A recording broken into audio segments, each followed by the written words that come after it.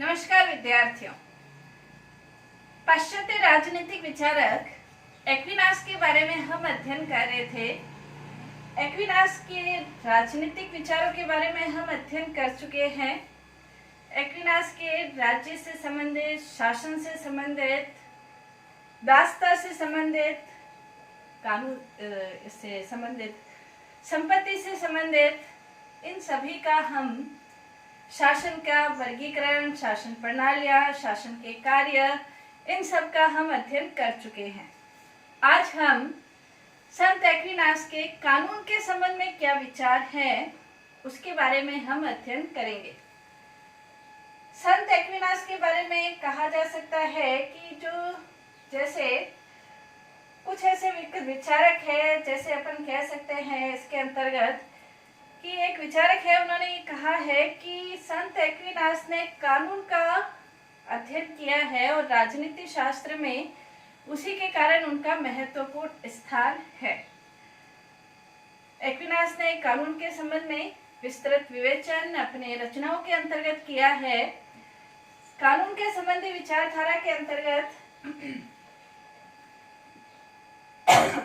सबसे पहले कानून की क्या परिभाषा संत एक्विनास ने दी है। तो उस समय कानून के अंतर्गत दो प्रकार की विचारधारा थी, एक रोमन विचारधारा और एक थी यूनानी विचारधारा। ये दो प्रकार की विचारधारा थी। जो यूनानी विचारधारा थी वो कानून को विवेक और बुद्धि पर आधारित मानते थे, किसी व्यक्ति विशेष की इच्छा पर आधारित नहीं मानते थे। जबकि जो रोम विचारधारा थी वो कानून को विवेक से प्रेरित शासक का आदेश इस रूप में कानून को परिभाषित करते थे। चूंकि एक्विनास एक समन्वयवादी या समन्वयकारी दार्शनिक थे, तो उन्होंने इन दोनों विचारधाराओं का समन्वय स्थापित करते हुए उन्होंने कानून की जो परिभाषा निर्धारित की वो ये निर्धारित की कि कानून विवेक से प्रेरित कल्याण करने वाले ऐसे आदेश हैं, ऐसे व्यक्ति के आदेश हैं जिन पर शासन का भार या शासन करने का दायित्व निहित है और जो सार्वजनिक हित में शासन करना चाहते हैं वो कानून है।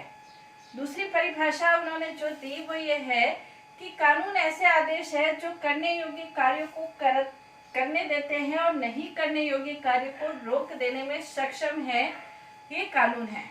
तो कानून की इस प्रकार की परिभाषाओं के माध्यम से वो कानून का विस्तृत विवेचन करते हैं। साथ ही कानूनों को चार भागों में वर्गीकृत भी करते हैं। चार भागों में जो वर्गीकृत करते हैं वो वर्गीकरण शाश्वत कानून, प्राकृतिक कानून, मानवीय कानून, शाश्वत कानून, प्राकृतिक कानून, मानवीय कानून और दैवीय कानून। कानून संबंधी विचारधारा के कारण ही कॉकर है एक विद्वान जिन्होंने ये कहा है कि एक्विनास की कानून संबंधी जो देन है वो उसकी एक महान देन है।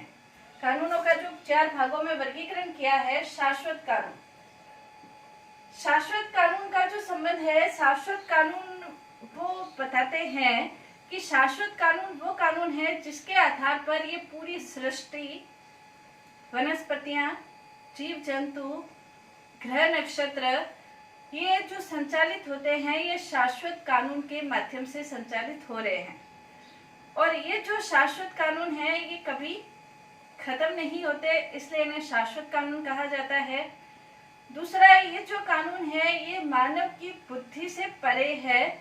व्यक्ति इन चीजों के बारे में या इन कानूनों के बारे में जानने की कोशिश अवश्य करता है, लेकिन इन कानूनों के बारे में जान नहीं सकता है। एक निश्चित नियमों के अनुसार ये पूरी सृष्टि संचालित हो रही है और ये जो निश्चित नियम है ये किसने बनाए, क्यों बनाए, कब बने, इसके बारे में कुछ भी निश्चित रूप से नहीं कहा जा सकता, लेकिन फिर भी निश्चित नियमों के अनुसार ये संचालित होते हैं। जैसे सूर्य है तो वो सूर्य निश्चित नियमों के अनुसार अपना कार्य कर रहा है। जैसे पृथ्वी है तो पृथ्वी अपनी धुरी पर एग्जैक्ट 24 घंटे में घूमती है और वो सूर्य के चारों ओर 365 दिन में चक्कर लगाती है।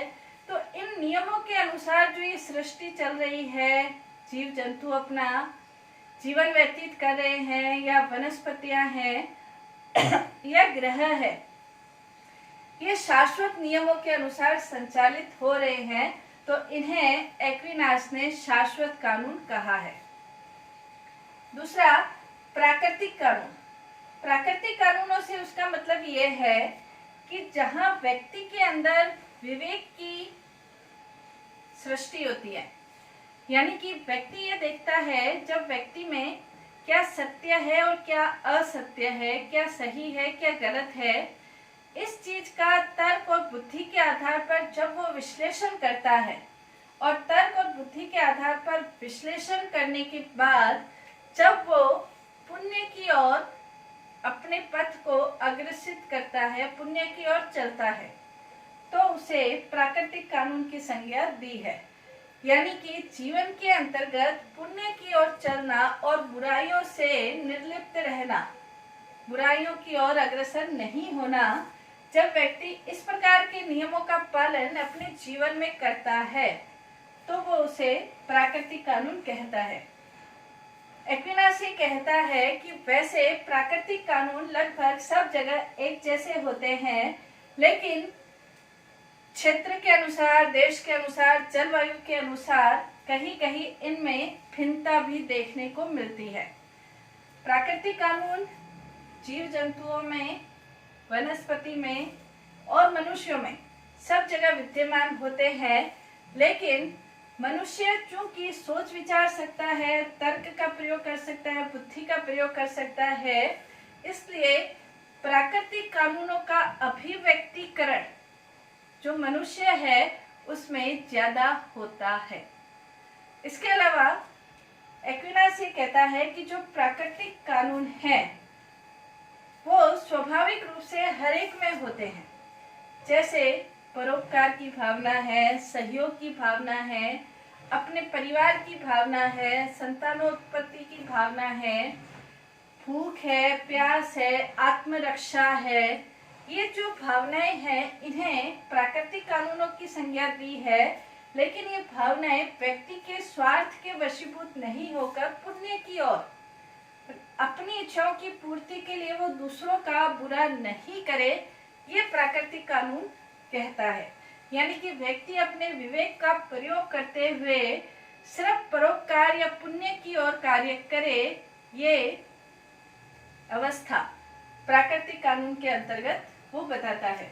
यानी कि सत्य असत्य का भेद, न्याय अन्याय का भेद जब व्यक्ति अपने विवेक के अनुसार जान लेता है तो वो प्राकृतिक कानून के अंतर्गत है। और कुछ जो इच्छाएं है वो हर एक में है तो वो प्राकृतिक कानून के अंतर्गत है।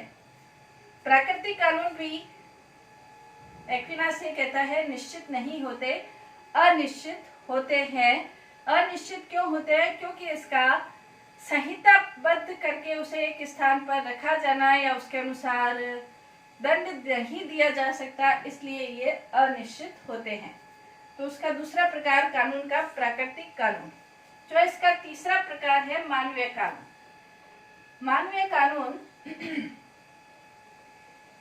व्यक्ति के विवेक पर आधारित होते हैं। व्यक्ति के विवेक पर आधारित मानवीय आवश्यकताओं की पूर्ति के लिए सार्वजनिक हित में दिए गए आदेश, ये मानवीय कानून है।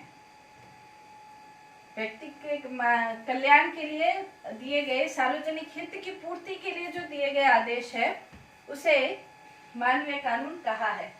जिसे आज की भाषा में जो भी कानून का जो रूप है वो मानवीय कानून के अंतर्गत आता है।